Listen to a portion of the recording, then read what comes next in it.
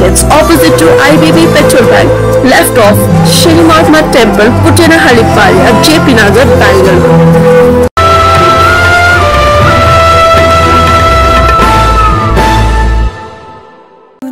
ಲೋಕಸಭಾ ಕ್ಷೇತ್ರ ಚುನಾವಣೆಯು ರಂಗೇರುತ್ತಿದೆ. ಬೆಂಗಳೂರು ದಕ್ಷಿಣ ಲೋಕಸಭಾ ಕ್ಷೇತ್ರದ ಚುನಾವಣೆಯು ರಂಗೇರಿದ್ದು, ಒಂದು ಕಡೆ ಬಿಜೆಪಿ ಹಾಗೂ ಮತ್ತೊಂದು ಕಡೆ ಮೈತ್ರಿ ಸರ್ಕಾರವು ನಮ್ಮದೇ ಸರ್ಕಾರ ಬರಬೇಕೆಂದು ಪಣ ತೊಟ್ಟು ನಿಂತಿರುವಂತಿದೆ. ಇದರ ಜೊತೆಗೆ ಹಾಗೂ ಪಕ್ಷೇತರ ಅಭ್ಯರ್ಥಿಯಾದ ಮನೋಹರ್ ಅಯ್ಯರ್ ರವರು ದೇಶಕ್ಕೆ ಬದಲಾವಣೆ ಬೇಕು ಎಂದು ಟ್ರ್ಯಾಕ್ಟರ್ನ ಮೇಲೆ ಕೂತಿರುವ ರೈತನ ಹಿಂದೆಯನ್ನು ಹಿಡಿದು ಮತಯಾಚನೆ ಮಾಡುತ್ತಿದ್ದಾರೆ. ನಮಸ್ಕಾರ ಎಲ್ರಿಗೂ. ನನ್ನ ಹೆಸರು ಮನೋಹರ್ ಅಯ್ಯರ್ ಅಂತ. ಬೆಂಗಳೂರು ದಕ್ಷಿಣ ಲೋಕಸಭಾ ಕ್ಷೇತ್ರದಿಂದ ಸ್ವತಂತ್ರ ಅಭ್ಯರ್ಥಿಯಾಗಿ ಸ್ಪರ್ಧಿಸ್ತಾ ಇದ್ದೀನಿ. ಟ್ರ್ಯಾಕ್ಟರ್ ಓಡಿಸ್ತಾ ಇರೋ ರೈತ ನನ್ನ ಚಿಹ್ನೆ, ಸೀರಿಯಲ್ ನಂಬರ್ 19. ನನ್ನ ವೆಬ್ಸೈಟು www.manohariyer.in manoharayyar.in ಅಂತ ವೆಬ್ಸೈಟು. ದಯವಿಟ್ಟು ವೆಬ್ಸೈಟ್ಗೆ ಹೋಗಿ ನನ್ನ ಪ್ರೊಫೈಲು ಅಥವಾ ಬಯೋಡೇಟಾ ನೋಡಬೇಕು ಅಂತಂದರೆ, ಆಮೇಲೆ ಈ ಕ್ಷೇತ್ರಕ್ಕೆ ಅಂದರೆ ಬೆಂಗಳೂರು ದಕ್ಷಿಣ ಕ್ಷೇತ್ರಕ್ಕೆ ನಾನು ಏನೆಲ್ಲ ಮಾಡಬೇಕು ಅಂತ ಇದ್ದೀನಿ, ಮ್ಯಾನಿಫೆಸ್ಟೋ ಅನ್ನೋದೇನಿದೆ ಪ್ರಣಾಳಿಕೆ, ಅದನ್ನು ಪ್ರಕಟಿಸಿದ್ದೀನಿ. ದಯವಿಟ್ಟು ಅದನ್ನು ನೋಡಿ ಫೀಡ್ಬ್ಯಾಕ್ ಕೊಡಿ. ನೀವು ನನ್ನ ನೇರ ಸಂಪರ್ಕದಲ್ಲಿ ಇರಬೇಕು ಅಂತ ಅಂದರೆ ನೀವು ಕಾಂಟ್ಯಾಕ್ಟ್ ಮಾಡ್ಬೋದಾದಂಥ ಮಾಧ್ಯಮಗಳೆಲ್ಲ ಆ ವೆಬ್ಸೈಟಲ್ಲಿ ಲಿಸ್ಟ್ ಆಗಿದೆ. ಸರ್, ನೀವೇನಕ್ಕೆ ಹೌದು ಸ್ಪರ್ಧಿಸ್ತಾ ಇದ್ದೀರಾ ಸರ್ ಇದಕ್ಕೆ MP ಎಲೆಕ್ಷನ್ಗೆ? ಏನು ಕಾರಣದಿಂದ ನೀವು ನಿಂತಿರೋದು? ನಾನು ಏಪ್ರಿಲ್ 21ರವರೆಗೂ ನಾನು ಡಿಸೈಡ್ ಮಾಡಿರಲಿಲ್ಲ ಇದ್ರ ಬಗ್ಗೆ. ಸಾಕಷ್ಟು ಸಲ ಮನಸ್ಸಲ್ಲಿ ಬಂದಿತ್ತು ಮಾಡಬೇಕು ಅಂತ. ಬಟ್ ಎಲೆಕ್ಷನ್ ನಾಮಿನೇಷನ್ ಫೈಲಿಂಗ್ ಹತ್ತಿರ ಬಂದಾಗ ಡಿಸೈಡ್ ಮಾಡಿದೆ. ರಾಜಕೀಯ ಪಕ್ಷಗಳಾಗಲಿ ರಾಷ್ಟ್ರೀಯ ಪಕ್ಷಗಳಾಗಲಿ ಕೊನೆ ಮೂಮೆಂಟ್ವರೆಗೂ ಯಾವುದೇ ಅಭ್ಯರ್ಥಿನ ಕಣಕ್ಕಿಳಿಸದೇ ಇದ್ದಿದ್ದು ಒಂದು ಮನಸ್ಸಿಗೆ ಭಾಳ ವೇದನೆ ಇತ್ತು ನನಗೆ. ಯಾಕೋ ಸರಿ ದಾರಿನಲ್ಲಿ ನಾವು ಹೋಗ್ತಾ ಇಲ್ಲ. ನಮಗೆ ಒಂದು ವಾಯ್ಸ್ ಬೇಕು ಕಾನ್ಸ್ಟಿಟ್ಯೂನ್ಸಿಗೆ. ಯಾರೇ MP ಇಲ್ಲಿಂದ ಗೆದ್ದು ಹೋಗಲಿ, ಈ ಕ್ಷೇತ್ರನೇ ಅಂತಲ್ಲ ಪ್ರತಿಯೊಂದು ಕ್ಷೇತ್ರದಲ್ಲೂ MP ಗೆದ್ದು ಎಲೆಕ್ಷನ್ ಆಯಿತು, ಗೆದ್ದರು, ಸೆಂಟ್ರಲಲ್ಲಿ ಹೋಗಿ ಪಾರ್ಟಿ ಕಟ್ಟೋದು ಅಥವಾ ಸೆಂಟ್ರಲಲ್ಲೇ ಇರೋದು ಒಂದು ಕೆಲಸ ಆಗೋಗ್ತಾ ಇದೆ. ನಾನು ಈ ಕ್ಷೇತ್ರದಲ್ಲಿದ್ದು ಬನಶಂಕರಿ ಬಡಾವಣೆಯಲ್ಲಿ ಇರೋದು ಮನೆ. ಸಾಕಷ್ಟು ಸಲ ಯೋಚನೆ ಮಾಡಿದ್ದೀನಿ, ಈ ಕ್ಷೇತ್ರದಲ್ಲಿ ಡೆವಲಪ್ಮೆಂಟ್ ಏನಿದೆ ಸಾಕಷ್ಟು ಹಿಂದೆ ಇದೆ. 20-24 ವರ್ಷದಿಂದ ನಾವೇನು ನೋಡ್ತಾ ಇದ್ದೀವಿ, ಸತತವಾಗಿ ಒಂದು ಪಕ್ಷವನ್ನು ಆಯ್ಕೆ ಮಾಡಿ ನಾವು ಕೇಂದ್ರದಲ್ಲಿ ಅವ್ರನ್ನ ಕಳಿಸ್ಕೊಡ್ತಾ ಇದ್ವಿ. 24 ವರ್ಷದಿಂದ ಕ್ಷೇತ್ರ ಭಾಳಷ್ಟು ಹಿನ್ನಡೆದಿದೆ. ನಾನು ಒಂದು ಕಾಲದಲ್ಲಿ ಆ ಪಾರ್ಟಿಗೆ ಸಪೋರ್ಟ್ ಮಾಡ್ತಾ ಇದ್ದೆ. ಆದರೆ ಮನಸ್ಸಿಗೆಲ್ಲೋ ಒಂದು ಬೇಜಾರಾಗಿತ್ತು ನನಗೆ. ನಮಗೆ ಕುಡಿಯೋ ನೀರಿಲ್ಲ. ವೃಷಭಾವತಿ ನೀರು ಏನಿದೆ, ವೃಷಭಾವತಿ ನಾಲೆ ಮ್ಯಾನಿಫೆಸ್ಟೋನಲ್ಲಿ that is one of the first points. Vrishabhavathi ರಿವರ್ನ ರಿವೈವ್ ಮಾಡೋದು. ಕುಡಿಯೋ ನೀರು ಬೋರ್ವೆಲ್ ಹಾಕಿದ್ರೆ ಸಮಸ್ಯೆ ತೀರಲ್ಲ. ಮೋರಿ ನೀರನ್ನ ವೃಷಭಾವತಿ ನದಿ ನಾಲೆಗೆ ಬಿಡೋದು ನಿಲ್ಲಿಸಿ ವೃಷಭಾವತಿ ನದಿನ ಪುನರುಚ್ಚೇತನಗೊಳಿಸಿದ್ರೆ ಸಾಕಷ್ಟು ಗ್ರೌಂಡ್ ವಾಟರ್ ಲೆವೆಲ್ ಇಂಪ್ರೂವ್ ಆಗುತ್ತೆ. ಸಾಕಷ್ಟು ಸೈಂಟಿಫಿಕ್ ಮೆಥಡ್ಸ್ನ ತರಬೇಕು. ಕಾನ್ಸ್ಟಿಟ್ಯೂನ್ಸಿ ಪ್ರಾಬ್ಲಮ್ಸ್ನ ಯಾರು ನೋಡ್ತಾ ಇಲ್ಲ. ಅದ್ರ ಬಗ್ಗೆ ನನಗೆ ಬೇಜಾರಿದೆ. ರಾಷ್ಟ್ರದಲ್ಲಿ ಆಡಳಿತದಲ್ಲಿ ನಮ್ಮ ನರೇಂದ್ರ ಮೋದಿ ಸರ್ಕಾರ ಇದೆ. ನನಗೆ ಸಾಕಷ್ಟು ಕಾನ್ಫಿಡೆನ್ಸ್ ಇದೆ ಅವ್ರ ಸರ್ಕಾರದ ಮೇಲೆ. ಯಾವುದೇ ರೀತಿ ನನಗೆ ಅದ್ರ ಬಗ್ಗೆ ಎಳ್ಳಷ್ಟು ಸಂಶಯ ಇಲ್ಲ. Nation is in good hands. ಸುಭದ್ರವಾಗಿದೆ. ನಮ್ಮ ಆರ್ಮಿ ಅಥವಾ ಡಿಫೆನ್ಸ್ ಪರ್ಸನಲ್ ಬಗ್ಗೆ ನನಗೆ ಭಾಳಷ್ಟು ಕಾನ್ಫಿಡೆನ್ಸ್ ಇದೆ. ಕೇಂದ್ರದಲ್ಲಿ ಒಳ್ಳೆಯ ಆಡಳಿತ ಕೊಟ್ಟಿದ್ದಾರೆ. ಆದರೆ ಮನಸ್ಸಿಗೆ ಬೇಜಾರು ಏನು ಅಂತಂದರೆ, ದಕ್ಷಿಣ ಲೋಕಸಭಾ ಕ್ಷೇತ್ರ ಬೆಂಗಳೂರು ದಕ್ಷಿಣ ಲೋಕಸಭಾ ಕ್ಷೇತ್ರ ಎಲ್ಲೋ ಒಂದು ಕಡೆ ಪ್ರತಿಷ್ಠಿತ ಲೋಕಸಭಾ ಕ್ಷೇತ್ರ ಅನ್ನೋದೊಂದು ಬಿಟ್ಟರೆ, ಖಂಡಿತವಾಗಿಯೂ ಪ್ರತಿಷ್ಠಿತ ಅನ್ನೋ ಹೇಳ್ಕೊಳ್ಳೋ ಅಂಥ ಒಂದು ಇನ್ಫ್ರಾಸ್ಟ್ರಕ್ಚರ್ ಏನು ಹೇಳ್ತೀವಿ, ಒಂದು 100 ಮೀಟರ್ ಫುಟ್ಪಾತ್ ಇಲ್ಲ ನಮ್ಮಲ್ಲಿ. ಯಾರೋ ವಯಸ್ಸಾದವರಾಗಲಿ ಮಕ್ಕಳಾಗಲಿ ಸುರಕ್ಷಿತವಾಗಿ ನಡೆಯೋ ಅಂಥ ಒಂದು ಫುಟ್ಪಾತ್ ಇಲ್ಲ, ಪಾದಚಾರಿ ಮಾರ್ಗಗಳಿಲ್ಲ, ಒಂದೊಳ್ಳೆ ಗೌರ್ಮೆಂಟ್ ಸ್ಕೂಲ್ ಇಲ್ಲ. ಸಾಕಷ್ಟು ಇನ್ಫ್ರಾಸ್ಟ್ರಕ್ಚರಲ್ ಇಶ್ಯೂಸ್ ಏನಿದೆ ಅದು ಹಾಗೇ ಮುಂದೆ ಹೋಗ್ತಾನೆ ಇದೆ. ಇದ್ರ ಬಗ್ಗೆ ಯಾರಾದರೂ ಒಬ್ಬರು ಧ್ವನಿ ಎತ್ತಬೇಕು ಅನ್ನೋ ಒಂದು ಕಾರಣಕ್ಕೋಸ್ಕರ ನಾನು ಎಲೆಕ್ಷನ್ನಲ್ಲಿ ಕಂಟೆಸ್ಟ್ ಮಾಡ್ತಾ ಇದ್ದೀನಿ. ಮೊದಲನೇದಾಗಿ ಎಲೆಕ್ಷನ್ ಕಮಿಷನ್ನು ಅನೌನ್ಸ್ ಮಾಡಿರೋ ಡೇಟ್ಗೆ, ಎಲೆಕ್ಷನ್ ಡೇಟ್ಗೆ, ಆಮೇಲೆ ನಮ್ಮದು ನಾಮಿನೇಷನ್ ಲಾಸ್ಟ್ ಡೇಟ್ ಅಥವಾ ವಿಡ್ರಾಲ್ ಲಾಸ್ಟ್ ಡೇಟ್ ಏನಿದೆ, ಭಾಳಷ್ಟು ಕಡಿಮೆ ಸಮಯ ಸಿಕ್ತು ನಮಗೆ. ಸುಮಾರು ಒಂದು 15 ದಿನ ಅಂತ ಹೇಳ್ಬೋದು, 2 ವಾರ. ಪ್ರಚಾರಕ್ಕೆ ಭಾಳಷ್ಟು ಚಾಲೆಂಜಸ್ ಇದೆ. ಮಾಡೆಲ್ ಕೋಡ್ ಆಫ್ ಕಂಡಕ್ಟ್ ಏನಿದೆ ಅದನ್ನು ನಾವು ಫಾಲೋ ಮಾಡಬೇಕು. ಎಲ್ಲ ಅಭ್ಯರ್ಥಿಗಳು 48 ಅಥವಾ 24 ಗಂಟೆಗಳ ಮುಂಚೆ ನೀವು ಅಪ್ರೂವಲ್ ತೊಗೊಳ್ಬೇಕು. ಎಲ್ಲಿ ಯಾವ ಏರಿಯಾನಲ್ಲಿ ನೀವು ಹೋಗಿ ಕ್ಯಾಂಪೇನ್ ಮಾಡ್ತಾ ಇದ್ದೀರಾ, ಯಾವ ಏರಿಯಾನಲ್ಲಿ ಹೋಗಿ ನೀವು ಭಾಷಣಗಳು ಕೊಡ್ತಾ ಇದ್ದೀರಾ ಅಂತ. ಕಡಿಮೆ ಸಮಯ, ಅದರೊಟ್ಟಿಗೆ MCC ಇದು ಏನಿದೆ ರೂಲ್ಸ್ ಆ್ಯಂಡ್ ರೆಗ್ಯುಲೇಷನ್ಸು ಅದನ್ನು ಫಾಲೋ ಮಾಡಬೇಕು. ಸೊ ಇದ್ರ ಎಲ್ಲದರ ಒಟ್ಟಿಗೆ ಆಮೇಲೆ ಪಕ್ಷೇತರ ಅಭ್ಯರ್ಥಿಯಾಗಿ ನಮಗೆ ರಿಸೋರ್ಸಸ್ಸು ಕಡಿಮೆ ಇರುತ್ತೆ. ಸೋಷಿಯಲ್ ಮೀಡಿಯಾ ಈಸ್ ನಮಗೆ ಸಿಲ್ವರ್ ಲೈನಿಂಗ್ ಅಂತ ಏನು ಹೇಳ್ಬೋದು. ಸೋಷಿಯಲ್ ಮೀಡಿಯಾ ಅಥವಾ ಸಾಮಾಜಿಕ ಜಾಲತಾಣ ಅಂತ ಏನು ಹೇಳ್ತೀವಿ, ಅದ್ರ ಮೂಲಕ ವಾಟ್ಸಾಪ್, ಫೇಸ್ಬುಕ್, ಟ್ವಿಟರ್ ಇದ್ರ ಮೂಲಕ ಸಾಕಷ್ಟು ಮೆಸೇಜ್ಗಳೆಲ್ಲ ಕಳಿಸಿದ್ದೀವಿ, ಸಾಕಷ್ಟು ವಿಡಿಯೋಗಳು ಮಾಡಿ ಕಳಿಸ್ತಾ ಇದ್ದೀವಿ. ಜನರಿಗೆ ನನ್ನ ಕ್ಷಮೆ ಕೇಳ್ತಾ ಇದ್ದೀನಿ. ನಿಮ್ಮ ಕ್ಷೇತ್ರಕ್ಕೆ ಅಥವಾ ನಿಮ್ಮ ವಾರ್ಡ್ಗಳಿಗೆ ಬರೋಕ್ಕಾಗ್ತಾ ಇಲ್ಲ ಅಂತಂದರೆ ಒಂದೇ ಕಾರಣ, ಸಮಯದ ಅಭಾವ. ದಯವಿಟ್ಟು ನನ್ನನ್ನು ಕ್ಷಮಿಸಬೇಕು. ನಾನು ಆದಷ್ಟು ಬಂದು ನಿಮ್ಗಳನ್ನ ಕಾಣೋ ಪ್ರಯತ್ನ ಮಾಡ್ತಾ ಇದ್ದೀನಿ. ಇನ್ನು ಕೆಲವೇ ದಿನಗಳಿದೆ ಎಲೆಕ್ಷನ್ಗೆ, ಅಥವಾ 16ನೇ ತಾರೀಕು ನಾವು ಕ್ಯಾಂಪೇನಿಂಗ್ನ ನಿಲ್ಲಿಸಬೇಕು. ಬಟ್ ಇರೋಷ್ಟು ಚಾಲೆಂಜಸ್ಸು, ರಿಸೋರ್ಸಸ್ಸಲ್ಲಿ ಆದಷ್ಟು ಪ್ರಯತ್ನ ಪಡ್ತಾ ಇದ್ದೀವಿ. ರಾತ್ರಿ ಹಗಲು ಒಂದು ಮಾಡಿ ನಿಮ್ಗಳನ್ನ ಮೀಟ್ ಮಾಡೋಕ್ಕೆ ನಿಮ್ಮ ಆಶೀರ್ವಾದ ಇರಲಿ. ಹೈ ರೇಟೆಡನ್ನು ಯಾವ ರೀತಿ ಹೇಳ್ತೀರಮ್ಮ?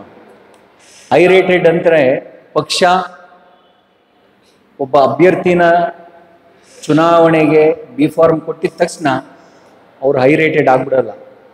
ಹೈ ರೇಟೆಡ್ ಬಂದು ಅವ್ರ ಬಯೋಡೇಟಾ ಏನು ಮಾಡ್ತಾ ಇದ್ರು, ಯಾವ ವೃತ್ತಿನಲ್ಲಿದ್ದರು, ಅವ್ರಿಗೆ ಏನೆಲ್ಲ ಕ್ವಾಲಿಫಿಕೇಷನ್ಸ್ ಇದೆ, ಸ್ಕಿಲ್ಸ್ ಏನಿದೆ, ಸಾಮಾಜಿಕ ಸೇವೆ ಅನ್ನೋದು ಏನು ಹೇಳ್ತಾರೆ, ಪಬ್ಲಿಕ್ ಲೈಫಲ್ಲಿ ಏನು ಅವ್ರ ಕೊಡುಗೆ, ಇದನ್ನೆಲ್ಲ ನೋಡಬೇಕು.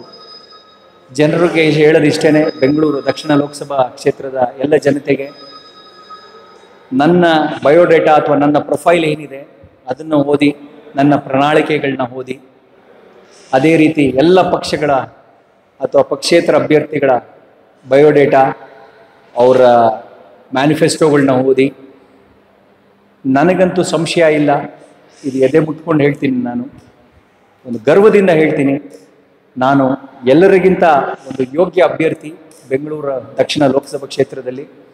ಹೌದು, ಪಕ್ಷೇತರ ಅಭ್ಯರ್ಥಿ, ಅದು ತಪ್ಸಕ್ಕಾಗಲ್ಲ. ಸೊ ಕ್ಯಾಂಪೇನ್ ಮಾಡುವಾಗ ರಾಜಕೀಯ ಕ್ಷೇತ್ರಕ್ಕೆ ಏನಕ್ಕೆ ಬರ್ತಾ ಇದ್ದೀನಿ ಅಂತ, ಖಂಡಿತ ದುಡ್ಡು ಮಾಡೋಕ್ಕಲ್ಲ. ಭಗವಂತ ನನಗೆ ಸಾಕಷ್ಟು ಕೊಟ್ಟಿದ್ದಾನೆ, ಅನುಕೂಲವಾಗಿದ್ದೀವಿ. ದುಡ್ಡು ಮಾಡಬೇಕು ಅನ್ನೋದಕ್ಕೆ ಸಾಕಷ್ಟು ಬೇರೆ ಮಾರ್ಗಗಳಿದೆ. ರಾಜಕೀಯದಕ್ಕೆ ಬರೋದಕ್ಕೆ ಕಾರಣ ಸೋಷಿಯಲ್ ಸರ್ವೀಸ್ ಮಾಡಬೇಕು ಅನ್ನೋದು ಒಂದು. ಎರಡನೇದು, ಜನರಿಗೆ ಸೋಷಿಯಲ್ ಸರ್ವೀಸ್ ಮಾಡಬೇಕು ಅಂದರೆ ದುಡ್ಡು ಏನು ಕೇಂದ್ರದಿಂದ ಬರ್ತಾ ಇದೆ. ಇವಾಗ ಒಬ್ಬ MP ಗೆ 5 ಕೋಟಿ ರೂಪಾಯಿ ಬರುತ್ತೆ ವರ್ಷಕ್ಕೆ ಒಂದು ಕ್ಷೇತ್ರಕ್ಕೆ. ಅಂದರೆ ಸರಿಸುಮಾರು 25 ಕೋಟಿ ರೂಪಾಯಿ ಒಂದು MP ಗೆ ಒಂದು ಕ್ಷೇತ್ರಕ್ಕೆ ಸಿಗುತ್ತೆ. ಬೆಂಗಳೂರು ದಕ್ಷಿಣ ಲೋಕಸಭಾ ಕ್ಷೇತ್ರ ತಗೊಂಡ್ರೆ ನಿಮಗೆ ಸರಾಸರಿ ಒಬ್ಬ ವ್ಯಕ್ತಿಗೆ 100 ರೂಪಾಯಿಯಷ್ಟು, ಅಂದರೆ 5 ವರ್ಷಕ್ಕೆ 100 ರೂಪಾಯಿ, ಅಂದರೆ ವರ್ಷಕ್ಕೆ 20 ರೂಪಾಯಿಯಷ್ಟು ಒಬ್ಬ ವ್ಯಕ್ತಿಗೆ ಡೆವಲಪ್ಮೆಂಟ್ಗೆ ಅಂತ ಸಿಗುತ್ತೆ ಕ್ಷೇತ್ರದಲ್ಲಿ. ಇದು ಏನೇನೂ ಸಾಲದು.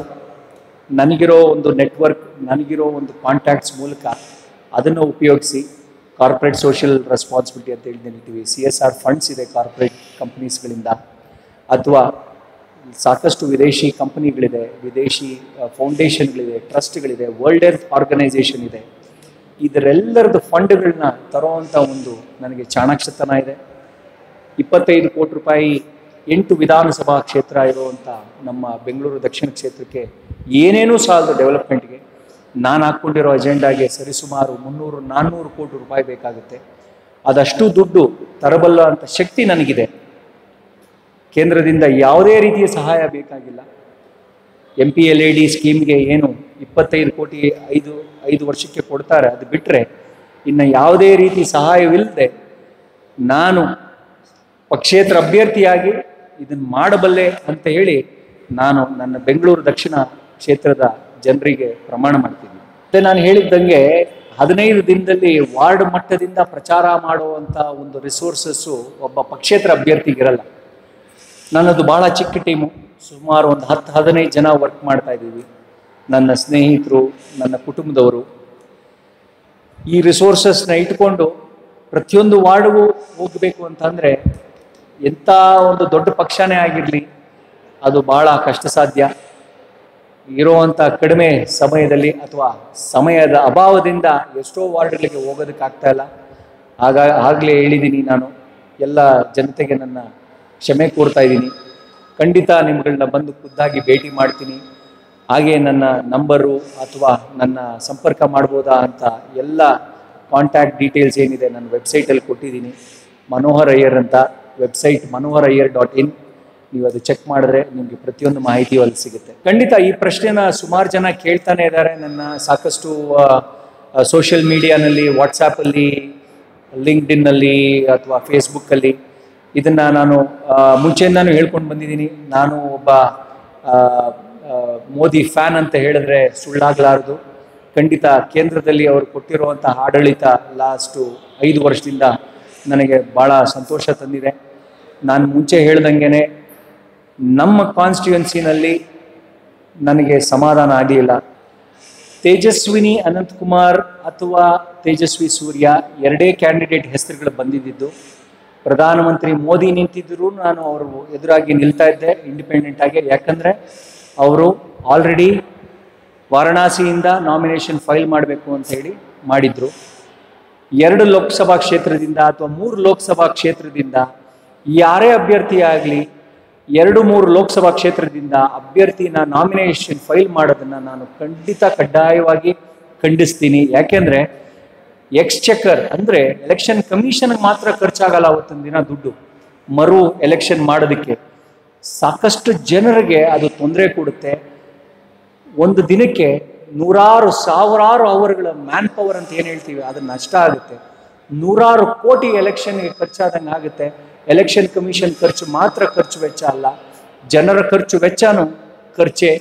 ಸೊ ಮೋದಿ ಸಹ ನಿಂತಿದ್ದು ನಾನು ಅದನ್ನು ಖಂಡಿಸ್ತಾ ಇದ್ದೆ. ಅದು ಮಾಡಲಿಲ್ಲ. ಅದು ನನಗೆ ಒಂದು ಮನಸ್ಸಿಗೆ ಸಮಾಧಾನ ಇದೆ. ತೇಜಸ್ವಿನಿ ಅನಂತಕುಮಾರ್ ಅವರು ಆಮೇಲೆ ತೇಜಸ್ವಿ ಸೂರ್ಯ ಅವರು ಸಾಕಷ್ಟು ಮಾಡಿದ್ದಾರೆ ಪಬ್ಲಿಕ್ ಲೈಫಲ್ಲಿ, ಇಲ್ಲ ಅಂತಲ್ಲ, ಅದ್ರ ಬಗ್ಗೆ ಸಂಶಯ ಇಲ್ಲ. ಬಟ್ ಆ 2 ಕ್ಯಾಂಡಿಡೇಟ್ ಕಂಪೇರ್ ಮಾಡಿದ್ರೆ ನಾನು ಬೆಟರ್ ಕ್ಯಾಂಡಿಡೇಟ್ ಅನ್ನೋದು ನನಗೆ ಮನವರಿಕೆ ಆಗಿ ನಾನು ನಾಮಿನೇಷನ್ ಫೈಲ್ ಮಾಡಿದ್ದೀನಿ. BJPನ ನಾನು ಹೋಗಿ ಸೀಟ್ ಕೇಳೋವಂಥ ಒಂದು ಪರಿಸ್ಥಿತಿನಲ್ಲಿ ನಾನಿರಲಿಲ್ಲ. ಯಾಕಂದರೆ ನೀವು ಹೇಳ್ದಂಗೆ, ಜನರು ಹೇಳ್ದಂಗೆ ನಾವು ಗುರುತಿಸ್ಕೊಳ್ಬೇಕು, ಸಂಘ ಪರಿವಾರದಿಂದ ಬರಬೇಕು, ಇಲ್ಲ ಪಾರ್ಟಿ ಕಟ್ಕೊಂಡು ಪಾರ್ಟಿ ಜೊತೆ ಸಾಕಷ್ಟು ಹಲವಾರು ವರ್ಷಗಳಿಂದ ಅಥವಾ ಪಾರ್ಟಿ ಪ್ರಮುಖರೇನಿದೆ ಅವ್ರ ಜೊತೆ ಎಲ್ಲ ಒಡನಾಟ ಇಟ್ಕೊಳ್ಬೇಕು ಅಂತ. ನನಗೂ ಸಾಕಷ್ಟು ಸ್ನೇಹಿತರಿದ್ದಾರೆ, ಕಾಂಗ್ರೆಸ್ ಪಾರ್ಟಿ ಆಗಲಿ BJP ಪಾರ್ಟಿ ಆಗಲಿ. ಆದರೆ 6 ತಿಂಗಳು ನಾನು ವಾಪಸ್ ಇಂಡಿಯಾಗೆ ಬಂದು ಕಡಿಮೆ ಸಮಯದಲ್ಲಿ ನಾನು ಒಂದು MP ಸೀಟ್ ಕೇಳ್ತೀನಿ ಅಂದರೆ ಅದು ಕಷ್ಟ ಸಾಧ್ಯ. ಯಾವುದೇ ಒಂದು ದುರುದ್ದೇಶ ಇಲ್ಲ. ನಾನು ಇಂಡಿಪೆಂಡೆಂಟ್ ಕ್ಯಾಂಡಿಡೇಟ್ ಆಗಿ ಫೈಲ್ ಮಾಡಿ ನನ್ನ ಹೆಸರನ್ನ ಅವ್ರಿಗೆ ತೋರಿಸಿ ಮಾಡಬೇಕು ಅಂತಲ್ಲ. ನಾನು ರಾಜಕೀಯದಲ್ಲಿ ಸಕ್ರಿಯವಾಗಿ ಸದಾ ಇರಬೇಕು ಅಂತೇಳಿ ನಾನು ಬಂದಿದ್ದೀನಿ ಹೊರತು ಇದು ಒಂದು ಎಲೆಕ್ಷನ್ಗೋಸ್ಕರ ಅಂತ ಅಲ್ಲ. ನನ್ನ fight I will continue for ever. ಬಹುಶಃ ಇವಾಗ ಮತದಾರರು ಬಹಳ ಜಾಗರೂಕತರು ಆಗಿದ್ದಾರೆ ಅಂದ್ಕೊಳ್ತೀನಿ. ನಾನು ಅದನ್ನು ತುಂಬ ನಂಬಲ್ಲ. ಆಮಿಷಕ್ಕೆ ಒಳಗಾಗಿ ಅಥವಾ ದುಡ್ಡು ಹೆಂಡ ಸಾರಾಯಿ ತಗೊಂಡು ವೋಟ್ ಹಾಕೋದು. ಅಟ್ಲೀಸ್ಟ್ ನನಗೆ ಬೆಂಗಳೂರು ದಕ್ಷಿಣ ಲೋಕಸಭಾ ಕ್ಷೇತ್ರದ ಜನತೆ ಬಗ್ಗೆ ನನಗೆ ಅಷ್ಟರ ಮಟ್ಟಿಗೆ ನಂಬಿಕೆ ಇದೆ.